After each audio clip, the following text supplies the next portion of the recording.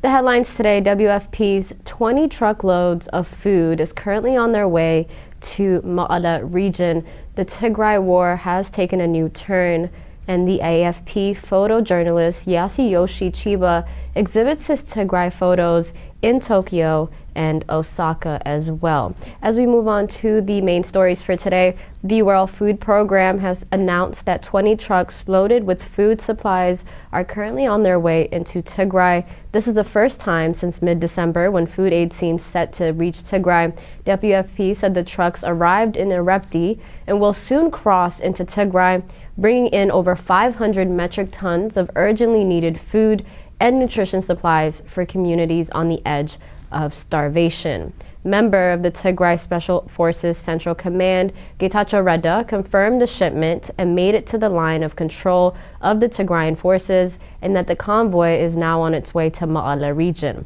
This is one of the good steps in the right direction. The bottom line, though, isn't about how many trucks are allowed in, but whether there's a system in place to ensure unfettered humanitarian access for the needy is provided, as Getachew underlined again on his official Twitter account. Writer and analyst Nati Yefru says Ethiopia's declaration of humanitarian truce and other earlier moves are PR exercises.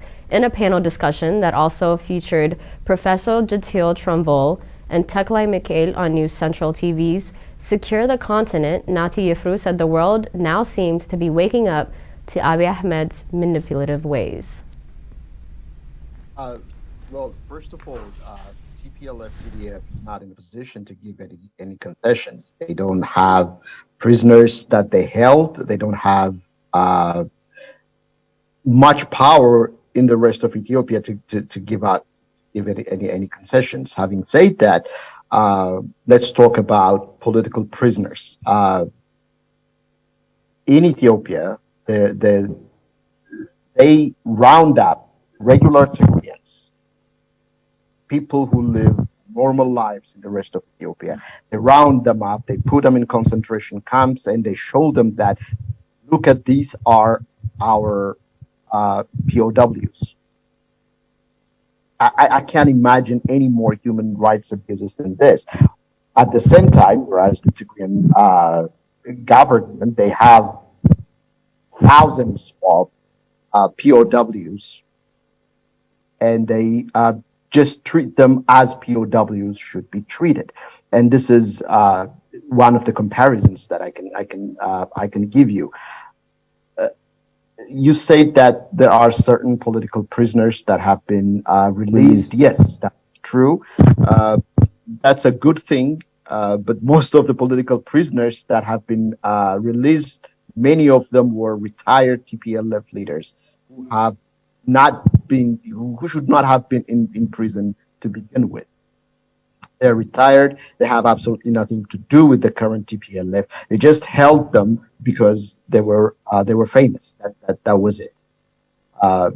Iskander Naga is critic of the government. At the same time, is a very fervent supporter of this war. So releasing him actually is probably will galvanize the base who support this war for them to gain even more support. So what I'm trying to tell you is every change that they said that they have done is cosmetic. It's not serious. It's not sincere, and that's the problem. So it doesn't go far enough. You think it's tokenistic? Yeah. Exactly. It's not. They are very, very, very convinced that they can go on with these kinds of PR move forever. And the good thing is, it looks like that the international community is waking up to that. They're saying that just show me the beef, as we say here in the United States. The Eritrean forces killed hundreds of people and displaced thousands from their homes in Gwale district of Tigray region in northern Ethiopia. Tesfa Zewdu is a resident of Fredashalem locality in Gwale district of Tigray region. He had also lived with gratitude and hoped seeing his children grow up to productive citizens, and on the 31st of December 2021 However, all his hopes were dashed when 3 of his sons were brutally executed in front of their house by Eritrean troops. Let's take a listen. The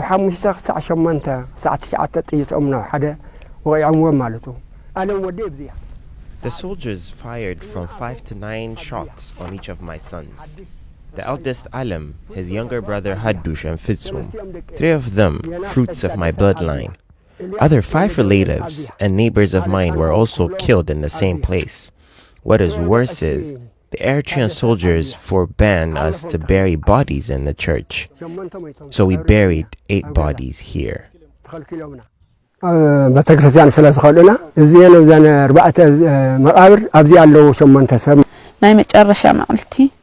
31st of December 2021 was the fateful day after which I have never seen my brothers.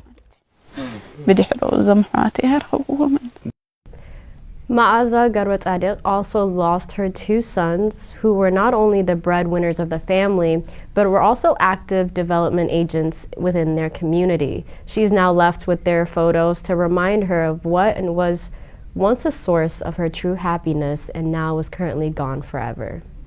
The casualties range from 1-year-old child to 90-year-old. Religious leaders, women and girls, educated members of the community, farmers and civil servants. They destroyed and looted houses, farms, beehives and other properties. 5 health faculties, including 1 level, 1 hospital, were destroyed and their medical equipment and supplies were looted. The hospital used to provide service to help people of the district and beyond, including Eritreans themselves. As a result, these faculties are no more operational. 5 churches were also burnt down. Administrator of Gwal Makda district, Berhut Agai, who we just listened to, said the invading Eritrean troops killed hundreds of people and displaced thousands from their home. Eritrean forces also still control vast territories of Tigray, more specifically western Tigray, and routinely carry out killings and lootings as well. Let's listen to Ma'aza Gabrat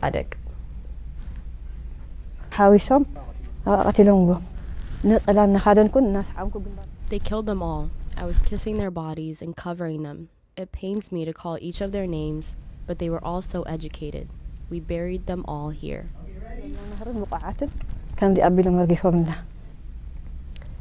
The U.S. Institute of Peace says Ethiopia is currently on the trajectory of bringing a delicate opportunity to reduce a humanitarian disaster, and it adds, however, that the steps are extremely complex. According to Africa Affairs analyst Martin Plott, who had been odd skirmishes since December last year, have now taken the form of more serious fighting on the 2 fronts. Since late December, Tigrai has more on this story compiled by Martin Plott. Since late December last year, Tigrayan forces have mostly been inside the region. The withdrawal of their troops from the Amhara and Afar regions concluded by December 23, 2021. For the past 3 months, there has been a lull in most of the fighting, with strong suggestions of negotiations between the 2 sides overseen by the United States. Rashid Abdi, one of the best-known analysts in the Horn of Africa, was skeptical. Tigray Defense Forces stopped taking Addis because of the international pressure. TDF pulled out of Amhara, parts of Afar, in response to US, Kenya, and AU pressure. In return, Tigray got nothing, not one concession, Rashid wrote. Last week's limited ceasefire and promises of deliveries of aid were apparently the first outcome of this process. Ethiopia's government declared an immediate humanitarian truce with Tigrayan forces to allow aid into the besieged northern region where millions of people are facing starvation. This was confirmed by the Tigrayan government, which responded by calling for concrete steps to make these promises a reality. The World Food Programme today announced its 20 trucks started moving into Tigray after 1 week of no aid. Of course, the Afar route is the only way through to Tigray. The other routes are via the Amhara region, but these have been closed for many weeks. There is little sign that the Amhara will allow aid through to Tigray. The Amhara elite are furious with Prime Minister Abiy Ahmed for his negotiations with the Tigray leadership. This has led to the strengthening ties between Amhara leadership and Eritrea. It now appears that what has been odd skirmishes since December last year have now taken the form of more serious fighting on the 2 fronts. Apart from reports of fighting in neighboring Afar, there are also reports of fighting along the route from Humara to Sudan. Martin Plaut also referred to a link showing ENDF movement from around Gandawaha near Matamma, and claims of the Ethiopian army is neither retreating or redeploying its forces to border areas threatened by Tigrayan forces. At the same time, there have been credible reports of Ethiopian troops being sent by the busload towards Tigray. Some 230 buses have been seen with an estimated 18,000 soldiers on board. The Ethiopian government says these were no more than troop rotations. Others are not so sure. There have been credible social media reporting and rumors that the Amhara have been trying to move north through Adarkai in the last few days. Rashid Abdi suggests this as a part of a pattern. Abiy never tells truth, deception not tactical, it's strategic. I'm not surprised he wanted a humanitarian truce to camouflage his military plans. He just recently rearmed. He wants blood. Watch out for another Northern Command type of casus belli, he warned. In related news, the coalition forces of Ethiopian and Eritrean forces and their Amhara allies have suffered heavy defeat in the hands of Tigray forces in the days of fighting between Humara and Sudan. The Tigray forces foiled repeated attempts by Eritrean forces that sent divisions of reinforcements to the area. Unidentified number of Eritrean armed vehicles were destroyed in the encounter. After 16 months, one of Africa's deadliest wars has yielded an opportunity to bring peace and build as Ethiopia's government and the Tigray armed forces have declared a truce to allow for humanitarian aid needed to prevent mass starvation and across the entire country's northeast. U.S. Institute of Peace urges Ethiopians and their supporters to seize the moment to consolidate a durable ceasefire to end blockages of humanitarian aid and assistance to come to an end. It said this effort should open a path to a broad national dialogue to set a shared vision for the Ethiopia's future, growth potential, as well as long-term stability. USIP noted the sobering reality is that this is an opportunity but an extremely delicate one. It added, while a truce is a declaration or pivotal, there's still no written agreement and there's need for a sequence of steps to reach a well-defined agreement, one that makes a difference in all of the people's and citizens' lives. Among the things required, confidence among the warring parties through concrete sustained steps, including opening humanitarian access into Tigray and Afar, letting displaced people return will be vital. Following up the monitoring by political and military leaders, communication to and compliance by security forces on the ground, establishing a robust third-party monitoring mechanism, as well as a cooperation by the political leaders and communities are also some of the steps outlined by USIP. Another key step is also securing the full buy-in from all sides, including the range of formal and informal security forces within Ethiopia's plus the cooperative of Eritrea, which has been involved in the war from the start. USIP stated that the support of international partners, including US, AU, China, and UAE, does not stop when the parties to the conflict get into the room or even sign an agreement. It stressed the partners will need to become guarantors as well as financial supporters of implementing the agreement with its security provisions and of stabilizing the economy.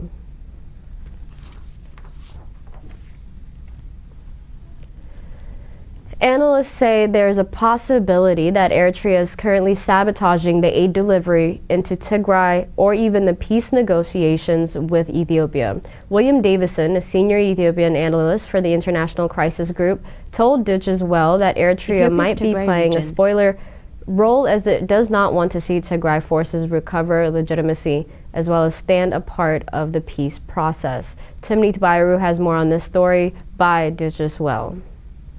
Ethiopia's Tigray region still waits for aid despite a government truce. Aid convoys have yet to reach the region a week after the government announced a humanitarian truce on March 24th. Convoys carrying much-needed humanitarian supplies to Ethiopia's northern Tigray region are still stuck in Samara, the capital of the neighboring Afar region. A humanitarian source in Afar who wishes to remain anonymous told Dolce Welle that there are still no convoys headed to north to Tigray. More than 700 trucks of supplies per week are currently needed in Tigray, where more than 6 million people are in urgent need of assistance. but not a single truck has entered the northern region over the past 3 months. Rather, trucks laden with aid have been stranded in Samara since mid-December, waiting for clearance to travel into the region. Leaders from Tigray said on Monday that they were temporarily ceasing hostilities.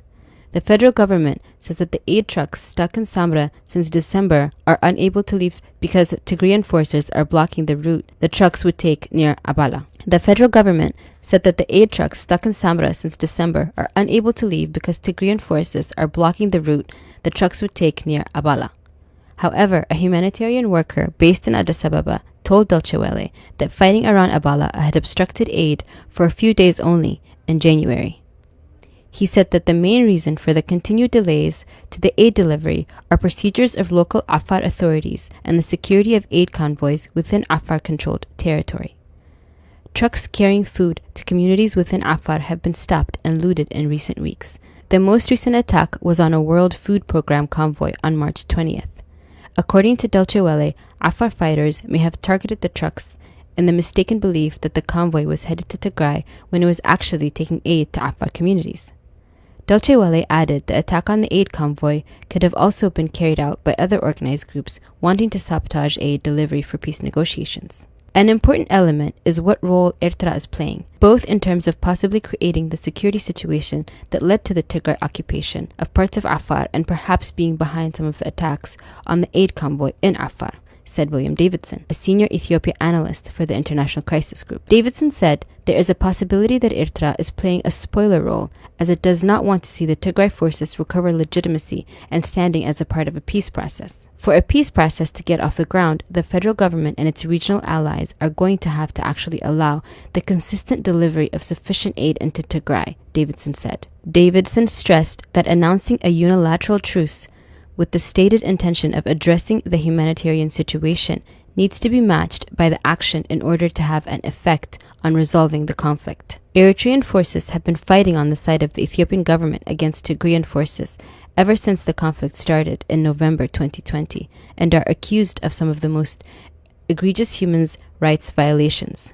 In February, Tigrayan leaders accused Eritrean mercenaries of initiating violence in Afar, which borders Eritrea to the southeast.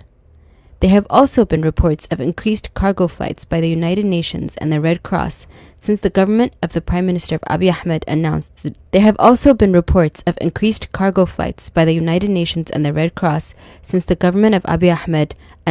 the truce last Thursday. Airlifts carrying medicine and food supplies from the capital Addis Ababa to the regional capital Mekelle resumed in January, but cover only about 4% of the health needs on the ground, according to the UN's humanitarian agency, OCHA.